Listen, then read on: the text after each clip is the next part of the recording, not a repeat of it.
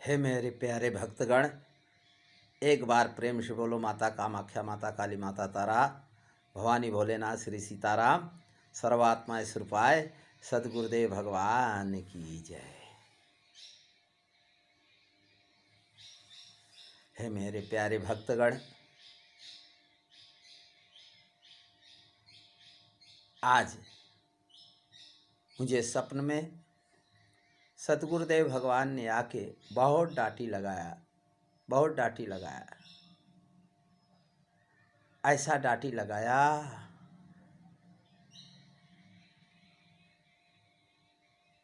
मैं तो हिल ही गया, घबरा गया। लेकिन जो कुछ मुझे प्राप्त हुआ है उनसे वह मैं आप लोग को साझा कर रहा हूँ। गौर से सुनना, मन से सुनना,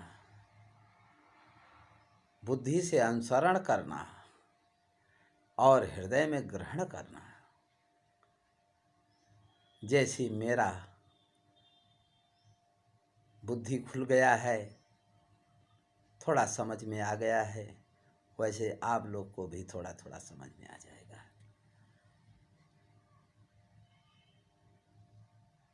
चलें हम अपने सदगुरुदेव के वाक्य पे। मेरे सदगुरुदेव भगवान बोले, हे पगले, अनपढ़, गवार, मूर्ख, निरक्षर, चांडाल, दिनेश दास, सुन,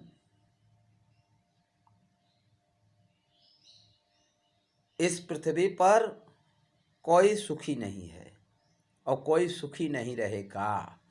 अरे मैं बोला सदगुरुदेव भगवान, कोई सुखी ही नहीं रहेगा? कहे हाँ, कोई न सुखी है न कोई सुखी रहेगा। चाहे कितना भी चोरी डकैती बेईमानी लूटपाट कर लेवे, कितना भी अपने पद का उपयोग दुरुपयोग कर लेवे, लेकिन वो सुखी नहीं रहेगा। दलित का दलित ही रहेगा। अरे मैं बोला सदगुरुदेव भगवान, हे प्राणनाथ, हे हृदय के स्वामी, अरे वो कुछ मार्ग बताएं, आप ही बता सकते हो कि सुखी कैसे रहेगा।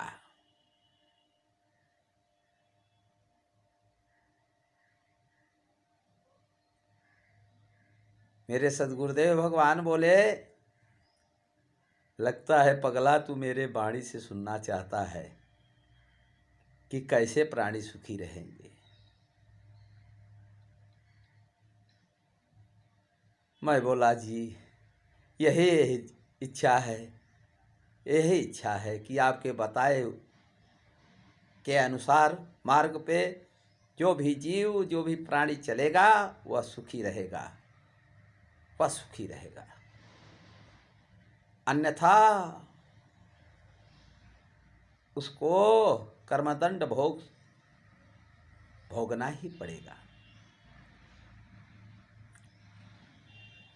मैं बोला सदगुरुदेव भगवान, जो आपके वाक्यों पे विश्वास करके और आपके बताए हुए मार्ग पे जो चलेगा, कम से कम वह प्राणी तो चल के कुछ देख लेगा और अपने ज्ञान दृष्टि से दूसरों को भी दिखा के उसका कल्याण कर देगा। इसलिए आप बहुत जल्द बताइए कि इस नश्वर जगत में, मृतलोक में प्राणी किस प्रकार सुखी रह सकता है। तब हमारे सदगुरुदेव भगवान बोले कि हे पगले दिनेश दास, सुन, जो प्राणी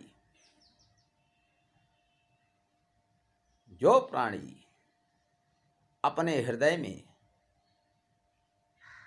अपने कुल का, अपने खानदान का, अपने गांव का, अपने देश का, भारतवर्ष का, पूरे विश्व का कल्याण बसा लेगा, उसी का इस नश्वर जगत में कल्याण होगा और वही सुखी रहेगा। अन्यथा वो रोगग्रस्त है और रोगी है, कर्म भोगी है।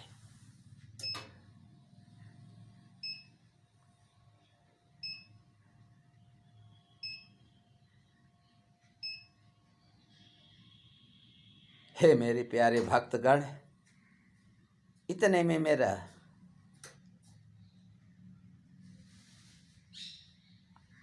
अतः इस अभागे का नेत्र खुल गया, नींद खुल गई और मेरा सदगुरु के देव का संवाद इसी पे बंद हो गया।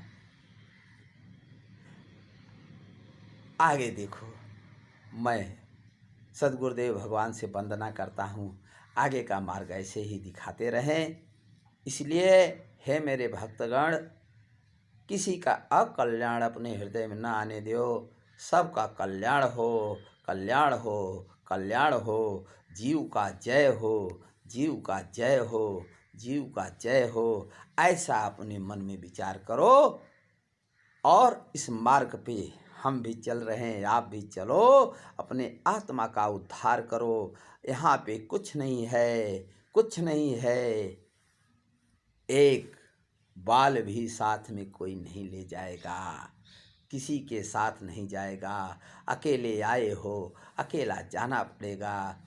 यहाँ पे आए हो, मुसाफिर खाना है, मुसाफिर को जाना है। इसलिए जो समय मिला है, सांस रहते, सांस चलते अपने आत्मा के कल्याण में चिंतन करो।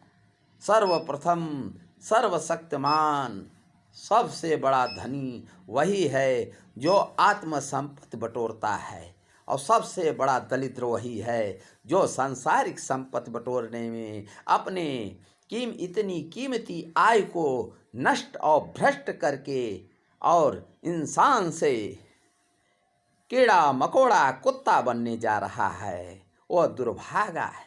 मनुष्य का तन पा करके भी अपने आत्मा का कल्याण जो नहीं किया, ओ रौ रौ नरक में जाता है और सिर धुन धुन के पछताता है। मैं इससे ज़्यादा कुछ नहीं बोलना चाहता हूँ। आज यहीं पे मैं अपनी वाणी को विराम दे रहा हूँ।